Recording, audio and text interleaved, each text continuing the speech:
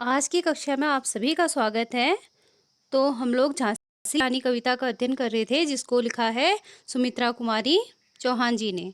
अब इस सुमित्रा कुमारी चौहान जी ने जो झांसी की रानी लक्ष्मीबाई थी, उनकी वीरता की कहानी कही है इस कविता के अंतर्गत कि किस प्रकार झांसी की रानी लक्ष्मीबाई 1857 में अंग्रेजी सेना के खिलाफ वीरता से लड़ी और उन्होंने वीर गति को प्राप्त किया था।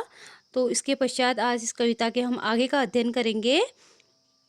इनकी गाथा छोड़ चले हम झांसी के मैदानों में, जहाँ खड़ी है लक्ष्मीबाई मर्द बनी मर्दानों में। लेफ्टिनेंट वाकर आ पहुंचा आगे बढ़ा जवानों में, रानी ने तलवार खींच ली हुआ युद्ध आसमानों में। जख्मी होकर वाकर भागा उसे अजब हैरानी थी, बुंदे लोहर बोलो के मुँह हमने सुनी कहानी थी। खूब लड़ी मर्दानी वह तो झांसी वाली रानी थी, रानी बड़ी कालपी आई कर 100 मील निरंतर पार। घोड़ा थक कर गिरा भूमि पर गया स्वर्ग तत्काल सिधार, यमुना तट पर अंग्रेजों ने फिर खाई रानी से हार।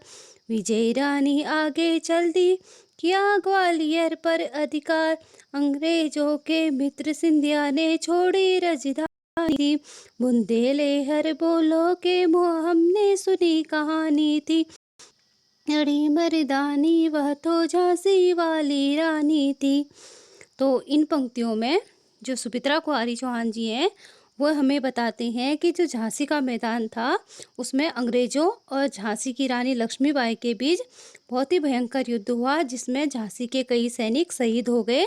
तो इनकी गाथा हम लोग झांसी के मैदानों में छोड़ गए हैं कि क्योंकि जो सैनिक हैं वो लड़ते लड़ते वीर गति को प्राप्त हो गए थे।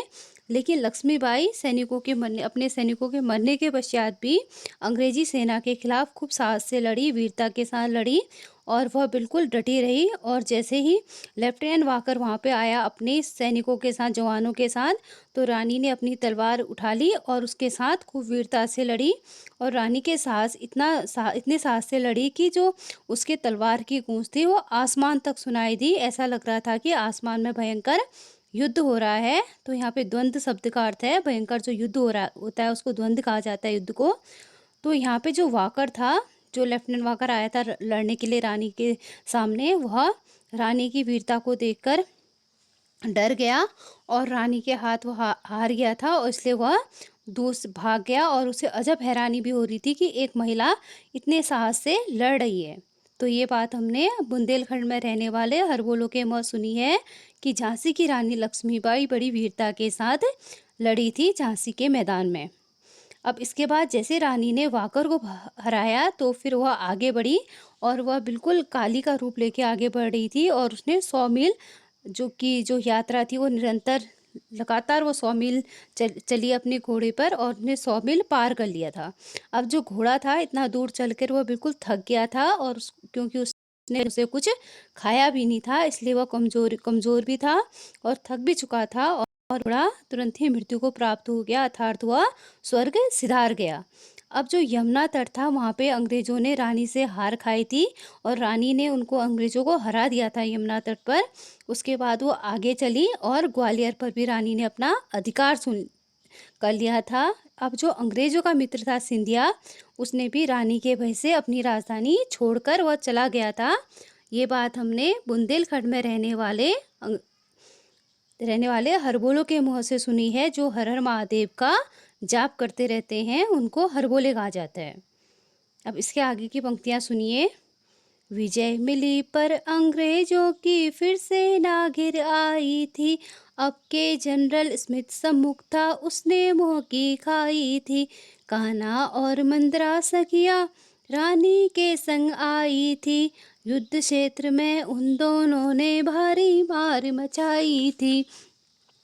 पर पीछे यूरोज आ गया, हाय गिरी अब रानी थी, बुंदेलहर बोलों के मुँह हमने सुनी कहानी थी।